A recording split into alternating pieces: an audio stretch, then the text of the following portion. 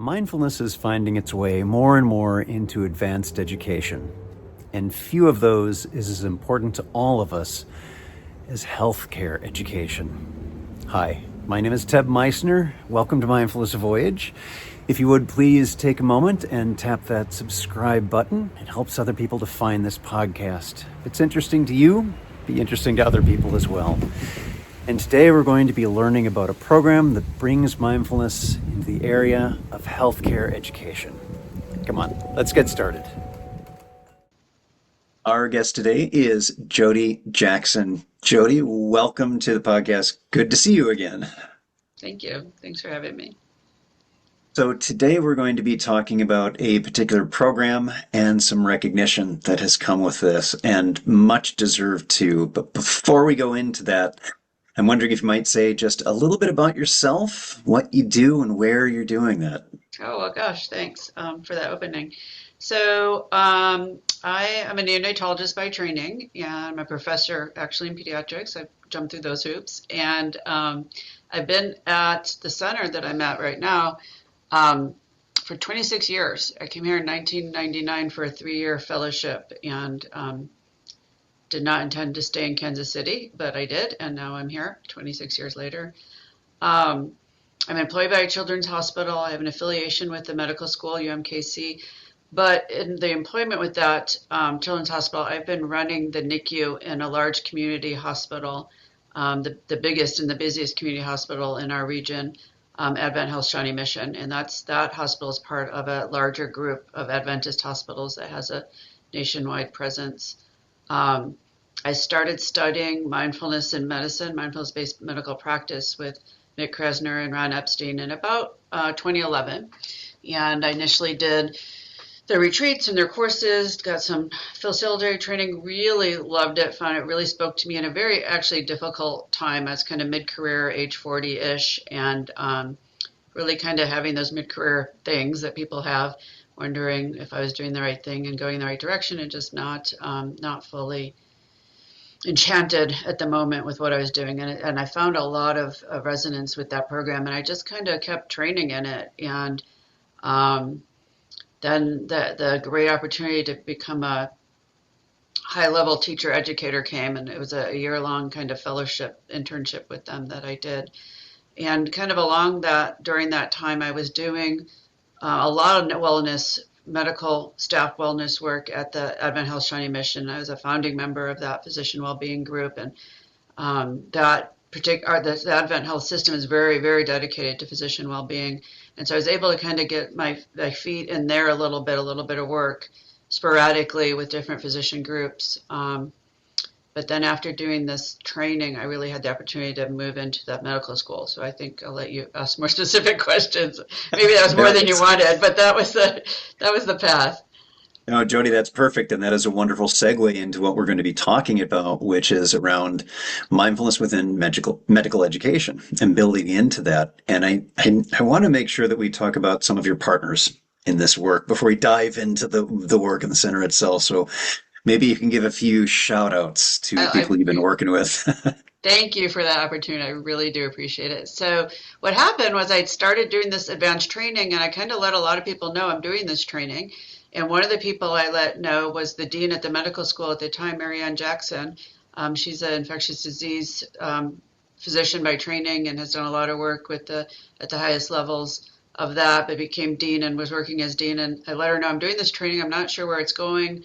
But I want to educate. I want to bring this to the world of medicine. And a little bit later, maybe a year into it, she came to me and said, I've got an idea, and I'd like you to develop a program for the medical school that would award a distinction in mindfulness-based practice. So to teach these medical students and also teach them to be teachers, help them stand out from their peers, and also give them an opportunity to propagate this. And of course, this sounded wonderful, and she partnered me with some wonderful, wonderful people that I want to take the opportunity to recognize, because although I have this passion for this content, I am not an educator. I'm not at all. I mean, I've taught clinical as you do as a physician, as one does as a physician, but I don't know about the academics of medical education. And so I she partnered me with this wonderful group I'm going to recognize by name, because this, I wouldn't be here talking to you, and our program would not be what it is if it weren't for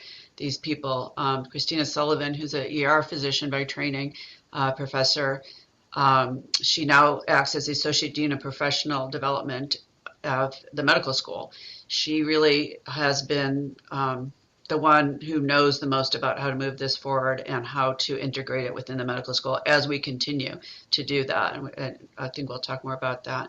Stacey Aldrin, who's an obstetrician by training, she's the Associate Dean of their Learning Environment, has brought a lot of her expertise forward in the development. Carly Nichols, who's a licensed clinical health psychologist, doctorate in psychology, and she brings all of that mental health learning to us and has been that that content expert. And she acts as the program director, associate program director in the behavior science for the family medicine residency.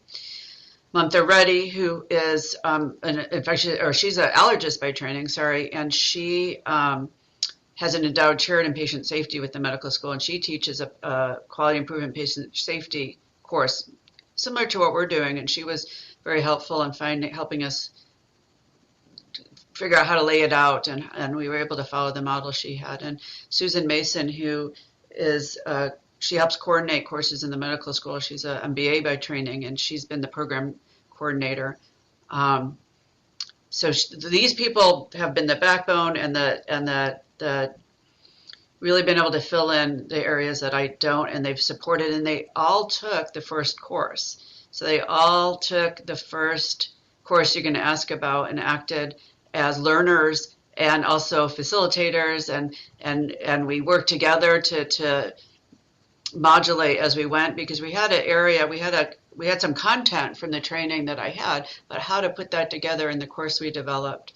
The other person I want to recognize is the new dean. The dean is not new anymore. It's been a couple of years, but Alex Norbash, who has continued to support this work and actually challenged us to go further and to integrating it fully within the medical school. So thank you for that opportunity to recognize these people. Absolutely. And what I find really interesting about this, Jodi, is it highlights some very key aspects to having a successful program, is that you're not in this alone. You work with partners. It's from a variety of different areas within medicine. It's not just one. As a mindfulness person, I'm particularly enthusiastic about seeing people who are not coming to this as mindfulness professionals by training. They're coming into this from the outside, taking the programs themselves, and that leadership understands and sees the value and is supporting this going forward.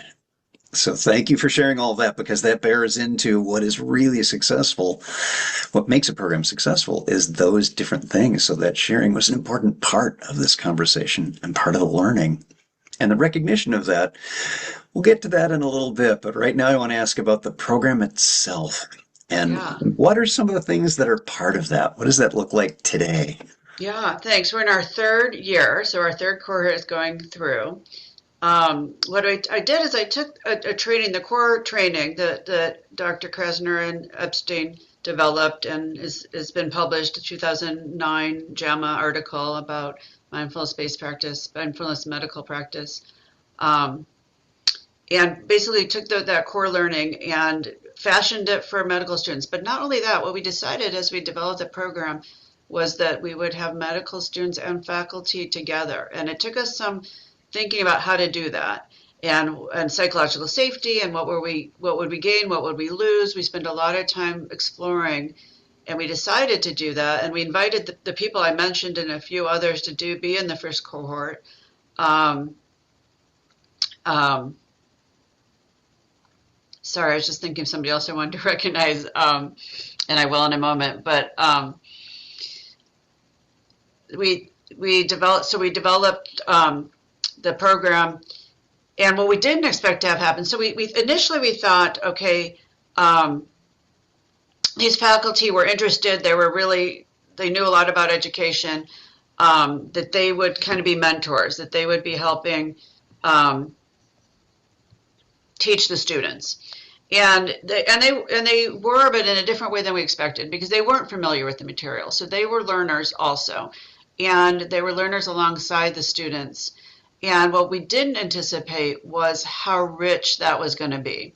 So for the students, having the seasoned faculty alongside of them, um, help them see like this isn't something we're just going to finish. And this is a 6-year medical school, so 6 years. It's straight out of high school, so it's a 6-year medical school. It's not just 4 years. They start as medical students right out of high school, but it's not something we're just going to finish in 6 years and it's done. They got to see like this is a lifelong development. Like these people are still learning, they're still developing, but also we quickly started to integrate into our teachings storytelling by these faculty. So there's always an opportunity in this learning for narrative. There's a lot of opportunity breakouts and narratives and discussions. And what we found were the stories of the faculty were so rich and so profound that it was moving to the students, but it was also moving to the faculty. Sometimes faculty got to tell stories they've never told. Sometimes they got to, in the confines of this training and the teaching of narrative, which is part of the training, how to do narrative, how to reflectively listen, appreciative inquiry, all part of this training, how in that context to kind of reframe or even for the first time, even process some stories. So, at the same time, they were able to bring these things forward, process them, look at them in this light, and the students were able to benefit from that. And then these faculty had the opportunity to kind of relive the beauty of what it is to be a student and that critical curiosity in the beginning and the beginner's mind, which is the teaching of the mindfulness, and that they were able to embrace that and experience that with the student. And so it was so rich. We did every session had comments after, because we were making this as we were doing it. So it hadn't been done in this population in this way. So we were doing it and asking specific questions about psychological safety and what worked and what didn't work, timing, framing, what would you want to do as a teacher, just a number of questions. And it just started coming out time and time again from both the faculty and students how rich this part was.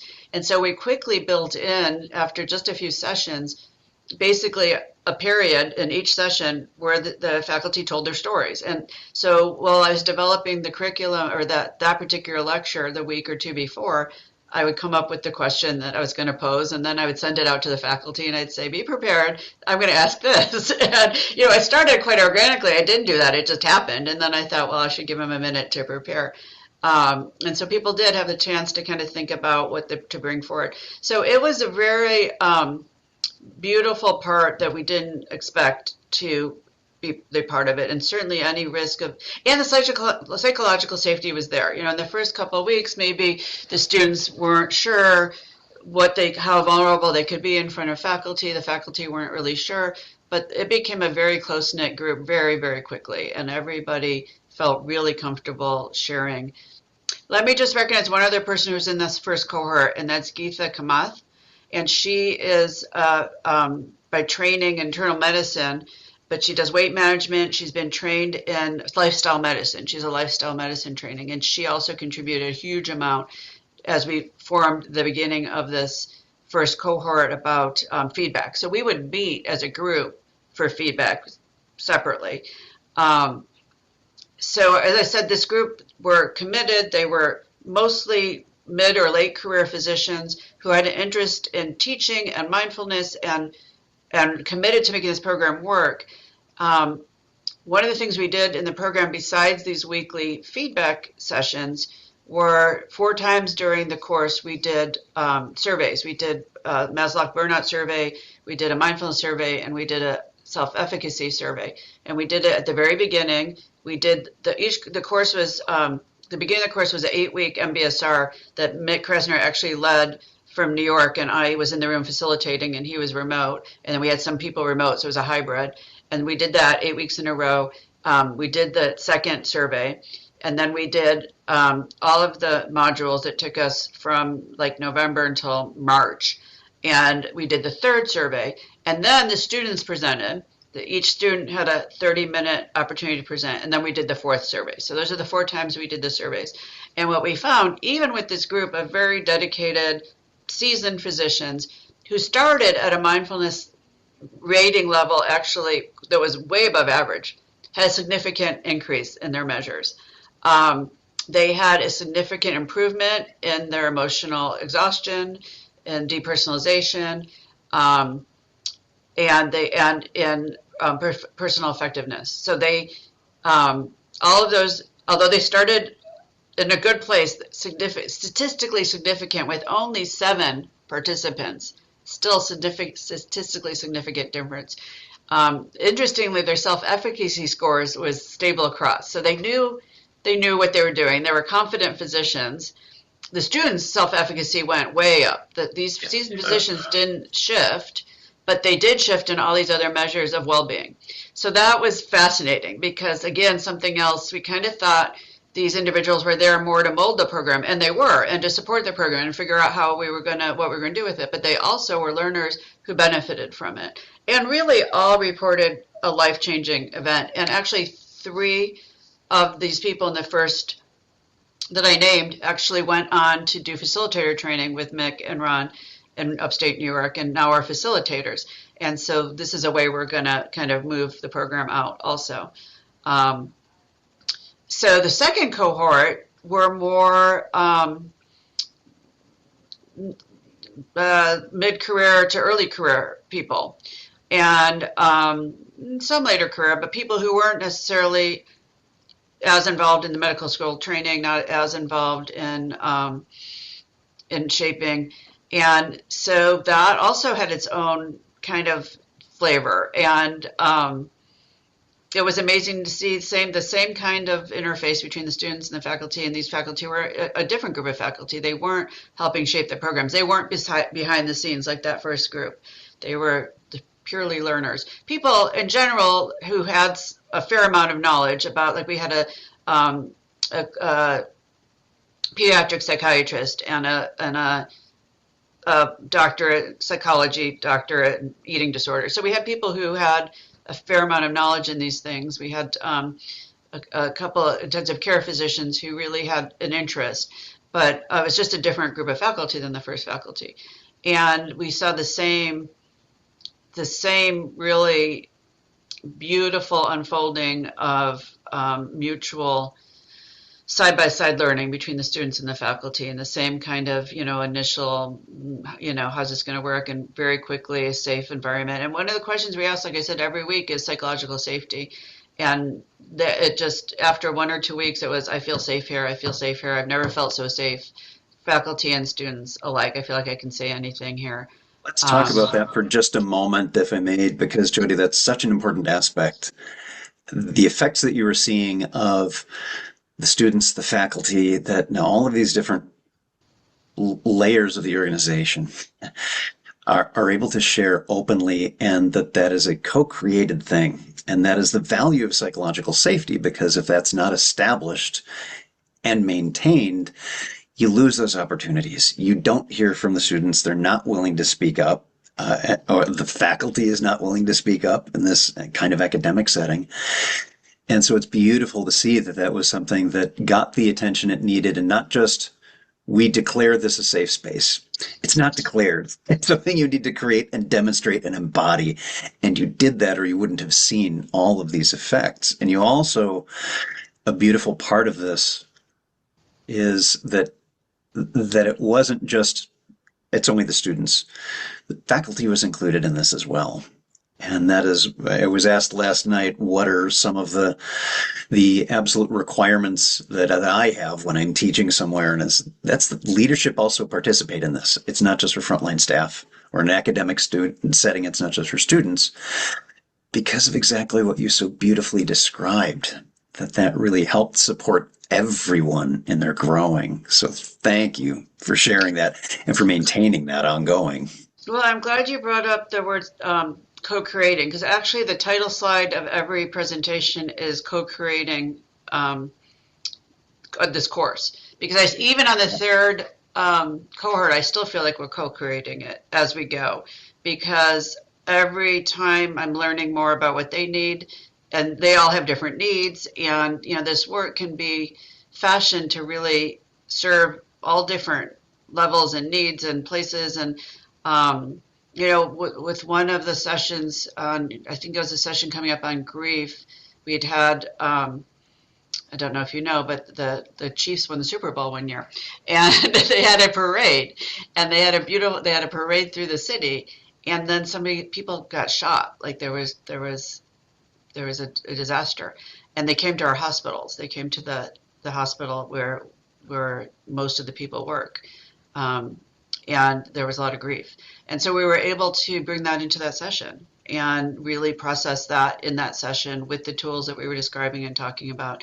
And so we were able to contemporize everything we were teaching. The election happened during one of the sessions. We had a shooting in our ear during one of the sessions, or in between the sessions. So the sessions very much took into account what was happening around us and modeled. And so it was each one.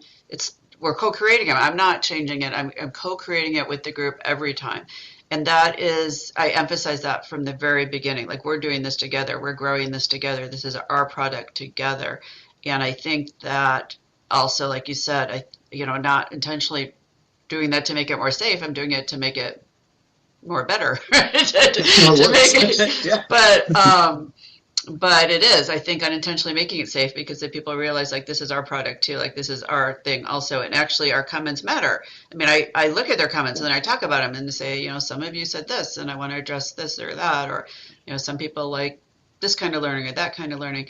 The sessions have all in them a little bit of didactic, always something experiential, always an opportunity for narrative and reflective listening.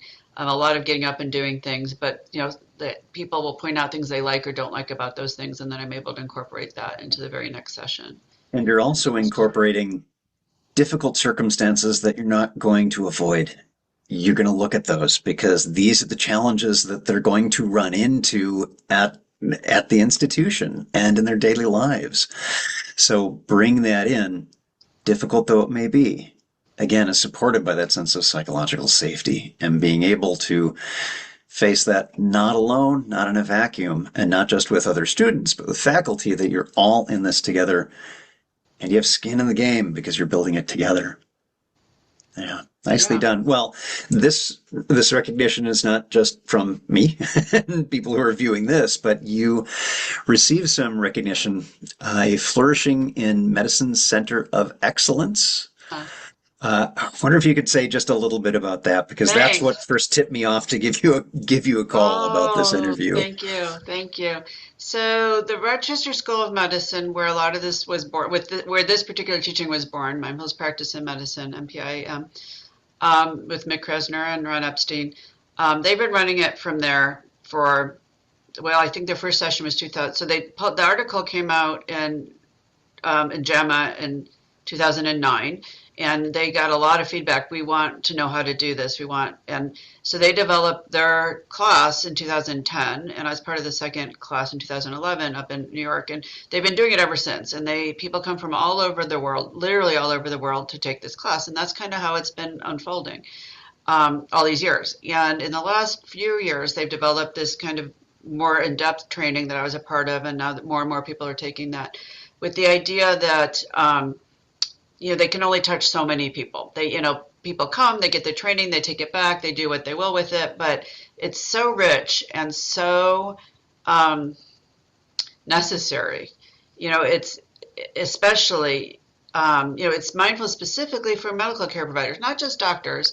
Clergy come, we have mental health providers, nurses, mid-levels, really anybody can come that's in healthcare. They don't have there's not a requisite for that, but it's just so rich, and everyone who comes, their life's changed, and they take this out and they touch a few people.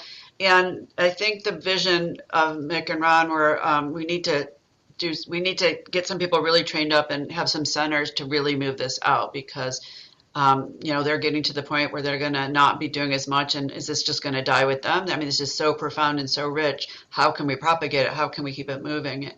And so the idea came that they wanted to develop centers of excellence. They wanted people to really commit and show some action, and they would make this designation and have a collaboration between the centers of excellence to keep moving this information out. So the centers would be moved away from Rochester. Rochester is still a hub, but there could be other centers that could be hubs that not only propagate this material within their walls, but also are committed to getting them outside the walls.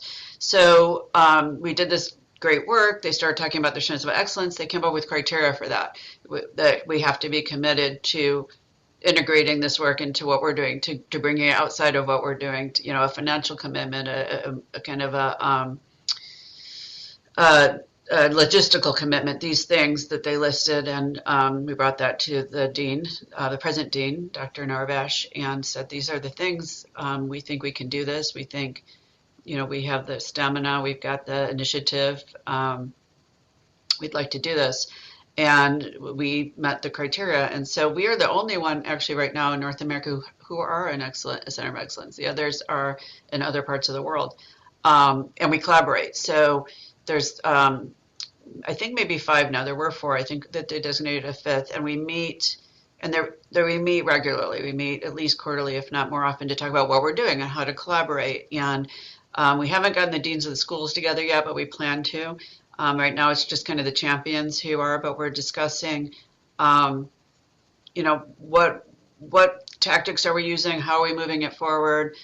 We're taking from each other the wisdom that's coming from the other centers. One of our colleagues in Switzerland is actually the dean of education, and so he's been able to move a lot on the level of what they're doing actually through kind of at the baseline throughout what they do. They don't have grades anymore, and so they've shifted that so much. So just international learning on how to bring this forward, and with the idea that we'll have hubs throughout the world to propagate this material and to bring it forward in a way that can really touch all healthcare providers. And that's one of the questions, what do you need? Not everybody's going to take a 10-month course. What's the lowest dose? What's the lowest effective dose is something we say in medicine often when we find a medicine that works. What's the lowest dose that actually has the effect that we want? And we don't know. So we're looking at that. We're looking at different ways to bring it forward, to measure. What can we measure? How can we easily measure? We have a manuscript that we've recently submitted that we're going to have to make some changes to, but we're going to get that out, and we're going to continue to measure and to share because, there has been some literature supports, 1-hour session can have lasting changes. We certainly know 8-week sessions, of MBSR have lasting changes. We know that the initial work was an 8-week course, and that had lasting changes. So, if we hit students in their first year, and the second year, third year, maybe just, once every year or twice every year, or we're also trying to get more faculty educated. We have a beautiful program at UMKC where we have docents, which are, they have a special relationship with the students, and that goes throughout their time. And so what if we get them able to kind of speak this language and bringing it? What if the more faculty during rounds kind of bring these things forward? Can we change the culture completely so it's just part of how students at UMKC are educated? And if we do that, then how can we bring that to other centers as well? Outstanding. And that's actually what I was hoping to hear from you is what are some of those future possibilities? And you've gotten into that. So it looks like things are really looking bright for the possibilities around this. So for those who are watching or listening, however you're consuming this, I will have some links for you to check out. And our guest today, Jodi Jackson. Jodi, thanks so much for being here. Really appreciate your time today. Thank you so much for having me. I welcome the opportunity. I'm so excited, proud, I don't even have the words to say that this is raising human consciousness for healthcare providers is the next step. It's the next step to providing the care that people deserve and need. And I'm just so grateful to be a part of this. Thanks so much for being here, everyone. I hope you enjoyed this episode. And again, as a delicate reminder, if you would please tap that subscribe button, because it does help people to find this podcast. And remember, every moment you have a choice. Make it the best you can. And I'll see you again soon on Mindfulness Voyage.